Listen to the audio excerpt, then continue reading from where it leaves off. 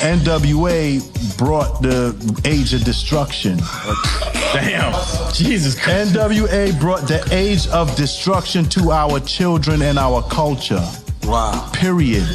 Hey, I respect all of them as men, but as the art form, and you want me to speak on the art form, I'm gonna tell you what it is. That's where it started. Wow. That's where the agenda started, and that's where the destruction began. Of gangster rap, you would give that to them? And WA ran away with it in such a way where it was like, for real? Word. That's all we gonna do? Yeah. You know, it was genius for them, and they made millions of dollars off of it, but look at what it caused. You they feel said me? Fuck the police early. Yeah. Yo, so I wasn't gonna do a video about this, but this is that funny looking nigga from Juice, right? Special Ed. He had a little cameo. Tupac ended up getting the part for him. But this is what I got a problem with old niggas as they get old. They like to place blame where blame isn't necessarily due. I don't think that music in the 90s or the 80s was the destruction of black people. It wasn't. Ice Cube was doing nothing more to storytelling. He actually made very clear. A lot of people like to say that Ice Cube wasn't a gangster. He never said he was. Like, you guys are idiots. Eazy-E was getting rhymes written from him. Once again, they were storytellings. Now, while Eazy-E might have sold crack before he started rapping, most of his narrations, he wasn't talking about him per se.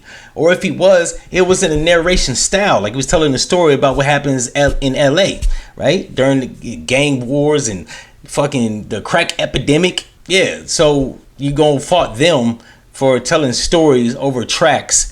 And that was the destruction, not the Iran-Contra scandal where the government was actually selling guns to Iran, taking the proceeds and buying crack and repeating.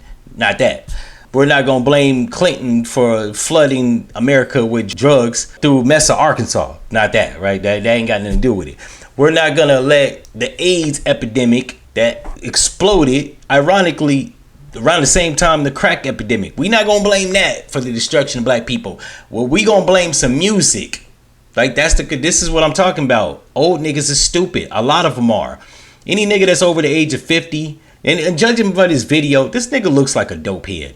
He looks like an ex-dope head. His eyes are yellow and shit, like he got jaundice. His skin looks like he been drinking too damn much. His lips look like he been burning too many, like he done fried to see fried. He old and burnt out. I wouldn't listen to nothing that this nigga got to say. Not only that, he just disgruntled that his rap career dudded up during the rise of gangster rap.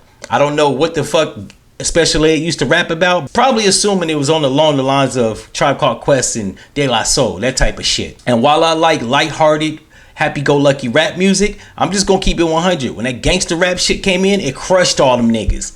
The only nigga that survived from that era, the early 90s, was probably Q-Tip. Don't get me wrong, De La Soul and Tribe Called Quest, and probably even this nigga was doing tours, but they never was in mega stardom like they used to be. And I don't think this nigga ever was a mega star. So yeah, he just disgruntled because his rap career got crushed under the weight of gangster rap. And I love gangster rap because I understand the shit within context. That's like saying that Spice One influenced a whole bunch of niggas to get shot in LA. Like it wasn't gang wars that did that, or the drug wars that did that, or the crack epidemic and niggas was fighting over crumbs to sell dope in the neighborhood. We gonna blame Spice One and SIBO and Brother Lynch hung. Nah, nigga. Them niggas was doing nothing more than narrating the shit that they saw going on.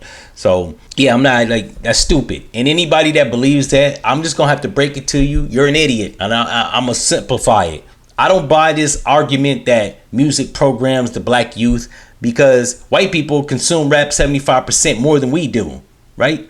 Most of the shit that's bought, ticket sales, concerts, records, downloads, 75% of that is white people. I don't see a bunch of white Crips.